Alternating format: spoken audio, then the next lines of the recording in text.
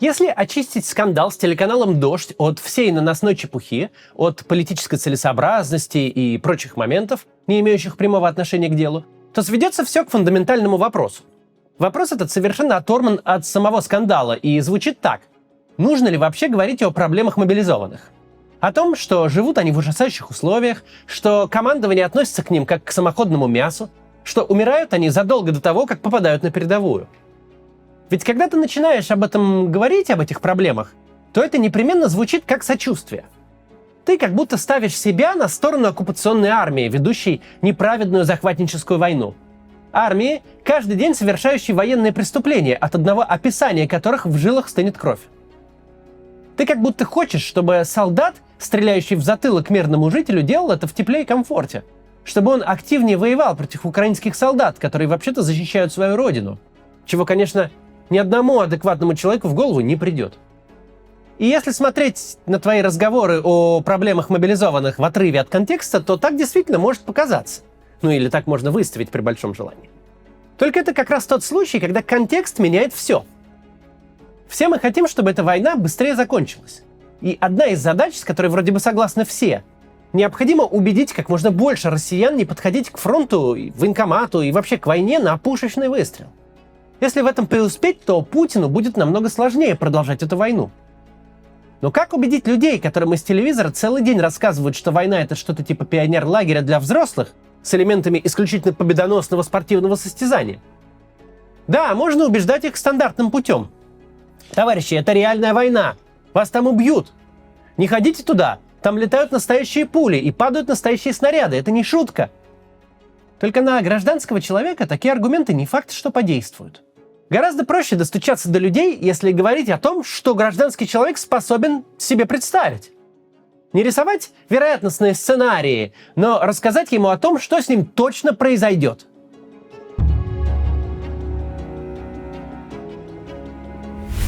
Как представляет себе войну человек, который никогда ее не видел? Возможно, как компьютерную игру Call of Duty, например. Или как советский фильм про белозубых румяных солдат в наглаженных гимнастерках. Читая реально воевавших авторов, от Ремарка до Николая Никулина, мы понимаем, что гражданский человек не способен даже примерно вообразить вывернутую реальность войны. Известны случаи, когда люди при первом же артиллерийском обстреле лишались рассудка. Война — это опыт, который нельзя себе представить. Его можно только пережить. Но есть такие аспекты войны, которые может на себя примерить любой человек. Вполне реально представить себе, что ты, 25, 30, 40-летний мужчина, у которого вся жизнь впереди, отморозишь себе все, что пониже ребер. Что проведешь остаток дней в очередях к нефрологу, урологу, ревматологу. Что будешь на ощупь отличать 3 десятка разных пилюль лучше любого провизора. Что приступы боли будут скручивать тебя в бараний рог. Что ты никогда не найдешь себе нормальную работу, потому что месяцами будешь сидеть на больничных. С ракетой из Химарса, с артиллерийским снарядом, с пулей снайпера еще надо встретиться. До передовых окопов надо еще доехать. Можно убедить себя, что ты туда никогда не попадешь. Но если тебя мобилизовали, то ты по-любому окажешься в инвалидизирующих условиях. Тебя по-любому ждет скудная и некачественная еда, холод, сырость, антисанитария. Неделя-другая ночевок на сырой земле или голом бетоне, без теплых вещей, спальных мешков и средств обогрева подорвет любое, даже самое крепкое здоровье. Твоя жена готова к тому, что через несколько месяцев получит назад человека, который мужскую роль не способен исполнить ни социально, ни физически, от которого толку нет ни в кошельке, ни, простите, в постели, который не отведет ребенка в школу, потому что почки схватило так, что с кровати не встать, не донесет продукты из магазина и не сделает ремонт, потому что спина болит, который в лучшем случае перебивается случайными заработками, потому что ни на какой работе такой пассажир не нужен. Жена точно готова тебе на таблетки ишачить до смерти? Не каждая женщина на это пойдет, ее можно понять. Но даже если она тебя не бросит, к сожалению, это не слишком редкий для России случай, когда жена пашет на 2 работах, тянет детей, света белого не видит, а муж тихо себе спивается. Такое бывает и без войны, и чаще, чем хотелось бы. Но тебе-то точно нужна такая жизнь? Разве об этом мечтают мальчики в детстве? Воинский пафос, он вот это вот в себя включает? Чтобы остаток жизни овощем на шее жены или паразитом при матери-пенсионерке? Пройдет 20 лет, в помине не будет никакого Путина. Никто уже и не будет способен вспомнить всю эту гнетущую чепуху, которой сегодня оправдывают войну. Но ты в свои 45 или 50 будешь перебирать стопки рецептов, справок и направлений, раскладывать домашнюю аптечку по часам приема, проживать жизнь в больничных коридорах. И каждый день будешь вспоминать те несколько месяцев, когда ты не за хрен собачий, за фантазией отставного чекиста продолбал то единственное, что не продается ни за какие деньги – свое здоровье. Кто-то тут может вспомнить ветеранов Великой Отечественной, которые прошли всю войну. Сейчас им либо подстольник, либо застольник, а они пободрее иной молодежи, едва не подковы руками гнут. Есть такие люди. В армии, которая к концу войны насчитывала 1,5 миллиона человек, действительно были люди неординарного совершенно здоровья. Но это обычный синдром выжившего. Мы видим тех, чей возраст становится трехзначным. Мы не видим тех 30-летних, людей 1910-х годов рождения, по которым реально прошлась та война. Зато их видит Артем Драбкин, человек совсем не наших взглядов, классический зетник, но добросовестный историк. Он основывает свои выводы на документах, а не на идеологии, и делает вывод. Основная масса пехотинцев, прошедших Великую Отечественную войну, не доживала даже до 60. Львиная доля тех ветеранов войны, которые ходили по школам, стояли и стоят на парадных трибунах, встречались в парках на День Победы, это городская молодежь, попавшая на фронт уже на излете войны. Это офицеры и ветераны тех родов войск, которые служили в особых условиях. В первую очередь авиация и флот. В окопах они не сидели и снабжались очень неплохо. Те, кто сегодня пилотирует стратегические бомбардировщики, кто наносит ракетные удары по украинской энергетике, понятное дело, переживут войну и будут в порядке, пока в тюрьму не попадут. А что им сделается? Они даже близко к зоне боевых действий не подлетают. Рабочая нагрузка на них в разы меньше, чем на линейного пилота гражданской авиакомпании. Может, они и будут вешать школьникам лапшу о непримиримой борьбе с фашизмом в 2022, а может, в тюрьме будут сидеть. Только это в любом случае не ваш случай, дорогие мобилизованные. Разговор о скотских условиях, в которых содержатся российские солдаты, не исправит эти условия. Система себе не враг. Если бы она была способна обеспечить личный состав минимальным необходимым, то уже бы обеспечила. Не нужно заканчивать Академию Генштаба, чтобы понимать, что солдатам зимой нужна теплая одежда, что их надо качественно и калорийно кормить, что им нужны буржуйки, генераторы, бронежилеты, шлемы, ботинки по размеру, что все это надо регулярно менять, потому что в условиях сырости, мороза и грязи обмундирование очень быстро приходит в негодность. Это не военная тайна. Первоклассник сообразит, что мир плюс-минус так устроен, что на морозе нужна теплая куртка. Снабжение армии – это не бантик для красоты, не какая-то вторичная опция, которую можно быстро починить, если о ней скажут по телевизору. Снабжение армии – это ее скелет, на котором держится все остальное. Именно реформы снабжения навсегда меняли облик войны, внешнюю политику и образ жизни человечества. Да, к 2 мировым войнам человечество подошло с дальнобойными пушками, пулеметами, авиацией и вообще приблизилось к совершенству в деле самоистребления. Но это все было бы неважно, если бы в начале 19 века Николя Апер не изобрел бы консервы. Потому что без консервов ты не отправишь миллионы людей воевать за 1000 километров. Ты не сможешь воевать круглосуточно.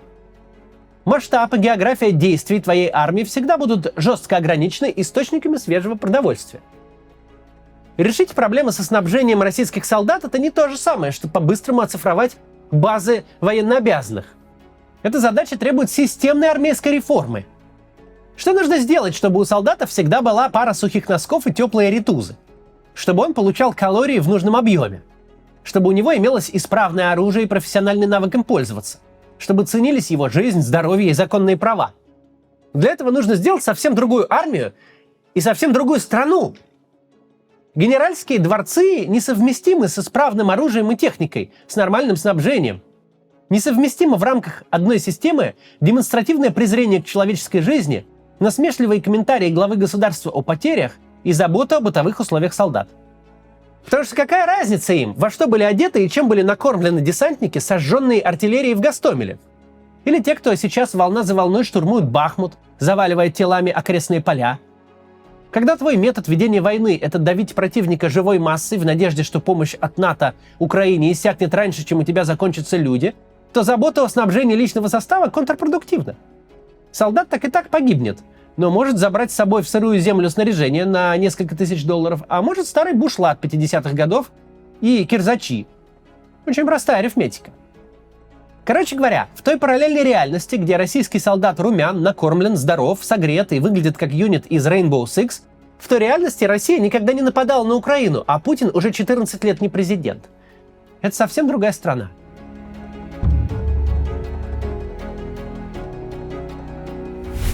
Цель независимых антивоенных спикеров и СМИ, когда они говорят о бытовых проблемах армии, не в том, чтобы исправить то, что исправить невозможно по фундаментальным причинам. Цель в том, чтобы самым коротким путем донести до людей реальность войны. Никто не сможет себе представить по-настоящему, что такое оказаться под артиллерийским огнем. Это абстрактная угроза. Но каждый способен сообразить, что такое холод и голод. Мало кто в жизни видел людей с пулевыми ранениями. Но людей с хроническими заболеваниями, вынужденных всю жизнь бегать по врачам и пить лекарства горстями из-за глупых ошибок молодости, видели многие. Когда мы говорим о проблемах мобилизованных, мы говорим не с той аудиторией, которая обычно нас смотрит.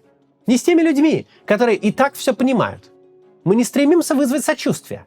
Мы обращаемся к тем людям, которым абстрактная перспектива смерти кажется менее реальной, чем угроза полицейского, стоящего за дверью.